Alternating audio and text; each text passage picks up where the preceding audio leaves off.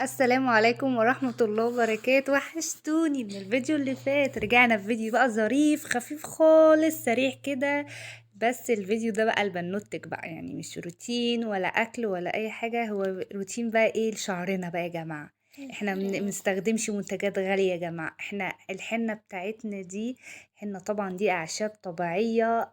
آم، ف وطبعا زي ما احنا عارفين من ايام الرسول عليه الصلاة والسلام ان هو كان بيحني اللحية بتاعته، وان هي يعني مش حرام ولا اي حاجة، ومفيدة جدا جدا للشعر، ومفيدة للقشرة خصوصا للقشرة يعني. بصوا بقى كده، انا وكارما قاعدين بالليل الساعة 12 او الساعة 1 كانت تقريبا، يعني كده زهقانين مش عارفين نعمل ايه. بصوا الحنة فوق عينيها ازاي. المهم بقى ايه، انا الحنة دي عملتها قبلها بالليل وسبتها تخمر. بقى عملتها ازاي؟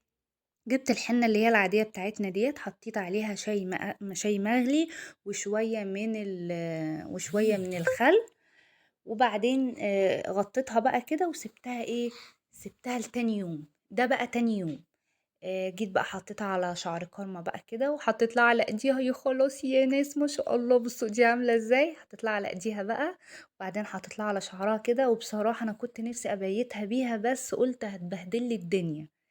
كنت لسه فرشة السراير، فقلت هتبهدل لي الدنيا، فانا سبتها بقى. يعني كانت من الساعة مثلا 12 ولحد الساعة 3. هي انا كانت نامت الساعة 3 ونص كده، يعني 3 ساعات ونص 4 ساعات على شعرها.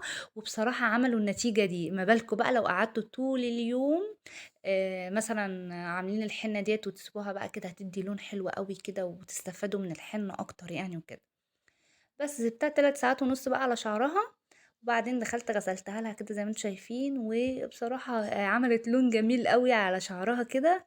وبعدين يعني انتوا كل ما تسيبوها اكتر، كل ما ايه ما تبقى احلى وكده. بس بقى تلبسوا بونيه. انا طبعا ما كانش عندي بونيه، لبستها كيس يعني مش مشكله، وعملت لها بايدي، ما لبستش جوانتي ولا حاجه، عادي. لما الحنه تيجي على ايدي، انا اصلا كنت عايزه احطها على ايدي ورجلي وكده، بس ما حطيتش بقى غير على شعري وكده، وعملت لها بايدي بقى كده. لان طبعا الحنه مفيده جدا يعني بصراحه، وانا بحبها قوي. انا بستخدمها من زمان، من وانا صغيره خالص كنت بحطها على شعري، بحطها على صوابعي. بس بصراحه ما بتبانش قوي يعني على الصوابع، غير لما احط كذا مره عليها يعني وكده. فهنا بقى كارما كانت بتقول لي ايه، ماما هو انا ليه شعري ما طولش؟ قلت لها في ايه يا كارما؟ واحنا لحقنا. عشان انا كنت قايله لها ان هي بتطول الشعر وبتخلي الشعر حلو وبتدي لون جميل. فهي بتقول لي هو انا ليه بقى شعري ما طولش؟ خصوصا ان هي نفسها بجد شعرها يطول قوي، وانا نفسي بصراحة شعرها يطول قوي، عشان هي بتبقى زعلانة ان شعرها مش طويل وكده يعني، وخفيف خالص.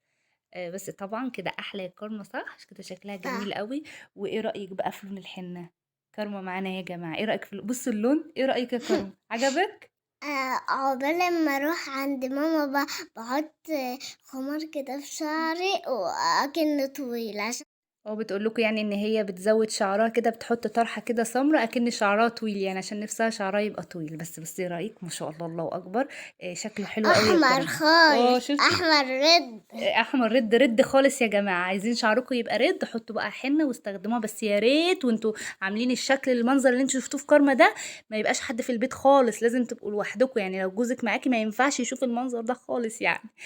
بصراحه بقى شكلها حلو قوي. ولو عجبكم الفيديو ما تنسوش لايك، وباي باي.